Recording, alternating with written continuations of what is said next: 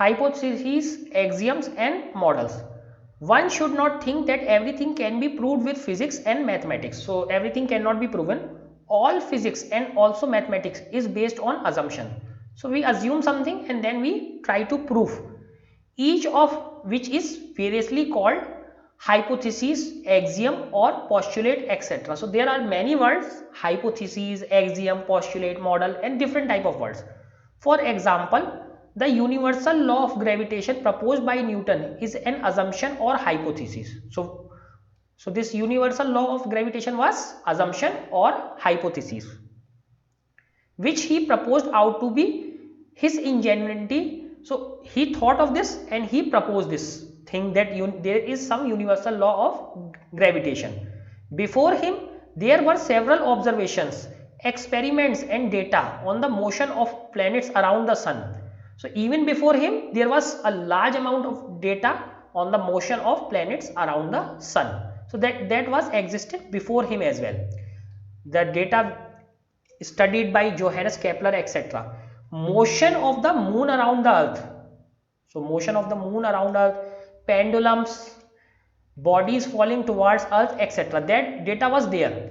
Each of these required a separate explanation. So what was the problem with the people? They were explaining these phenomena separately, which was more or less qualitative. So problem was that when you try to explain each and everything, that becomes much more qualitative rather than quantitative.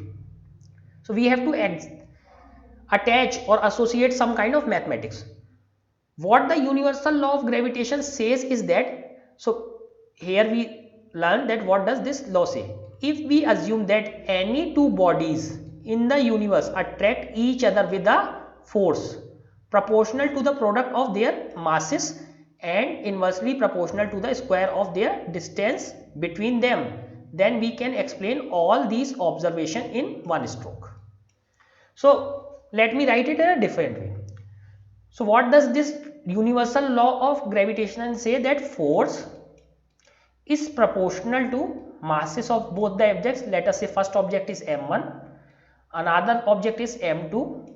Distance between them is r, square of that distance. This is the universal law of gravitation. Very simple. Force is proportional to masses of both m1 and m2, product of masses of both of them, and that square inversely proportional to the square of distance between them. And using this simple thing, we can explain all the phenomena.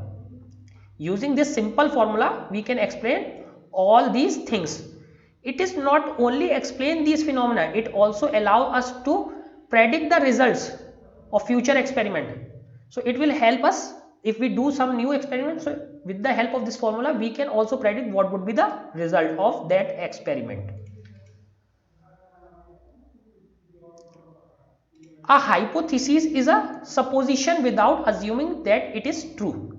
So what is a hypothesis? Hypothesis is a something that we assume that it is true. So that is a supposition without assuming. So we are thinking that this might be true, but it is not necessarily be true. So it can be true or it cannot be true.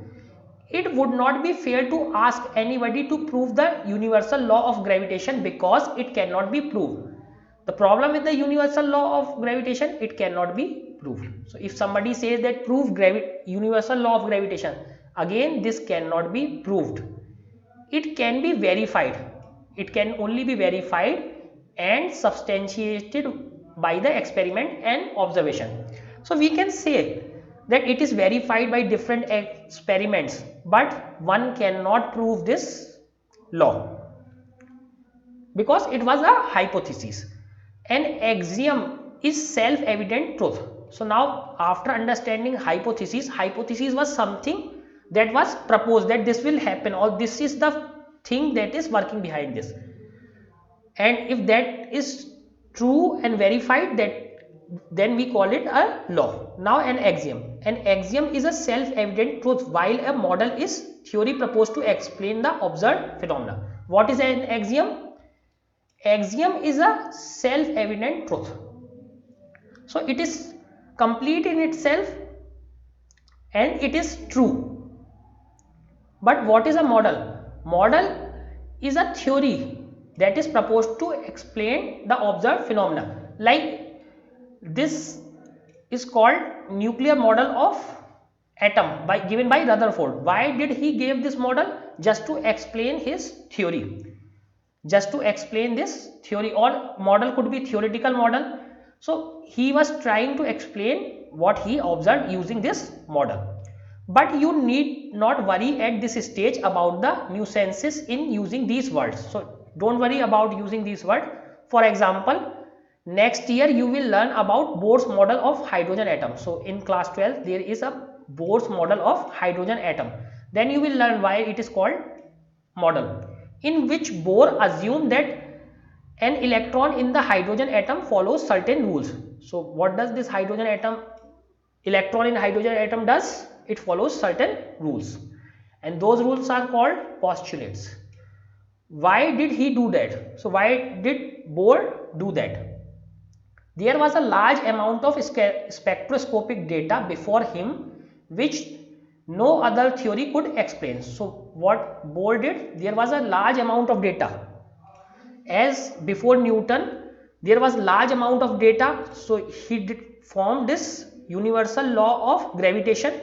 Now similarly for Bohr, there was a huge amount of spectroscopic data. Spectroscopy is also a technique which is mainly considered with light, but nobody other was able to explain that data.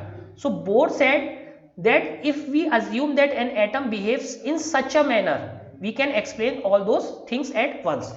So why did he create this model? Just to explain this data, and in fact this model is somehow found to be true.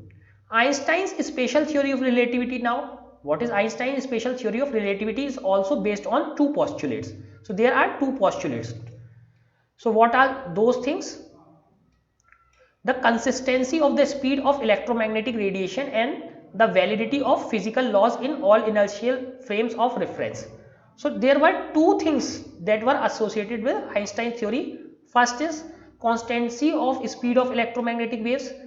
So let me more clearly mention that speed of light will always remain same, that means 3 into 10 to power 8, whether something is moving or something is not moving. This will remain constant. This will remain constant. So it is difficult to understand this thing. So we will understand it by this example. Suppose this is a train with speed, let us say 10 meter per second. Okay, and a boy is running in the same direction with 2 meter per second. So now we know the difference in their speed is 8 meter per second. Difference in their speed is 8 meter per second. Now let us see for the speed of light. Speed of light is 3 into 10 to power 8 meter per second, and let us say some jet is moving in the same direction with some speed 2 into 10 to power 8 meter per second. Okay, so now what is the difference? Difference must be 1 into 10 to power 8 meter per second, but this is not true. The speed of light will remain same whether something is moving or something is not moving. This will remain same, that is 3 into 10 to power 8 meter per second. So that is first thing that Einstein proposed. And second thing is that the law is, the something is happen in at one place is also valid at another place. It would not be wise to ask somebody to prove that the speed of light in vacuum is a constant. So again, speed of light is a constant in vacuum. It cannot be proven independent of the source or observer. Again, what we saw, that speed of light will not change. In mathematics too, we need axioms. So in mathematics we see the axioms and hypotheses at every stage. So we see axioms and hypotheses. Euclid's statement that parallel lines never meet is a hypothesis. This is only a hypothesis. Nobody can ever prove that, because these are parallel lines. You can take them to infinity, but still they will not meet. So nobody can prove that. This means that if we assume that this is statement, we can also explain several properties of straight lines and two or three dimensional figures made out of them.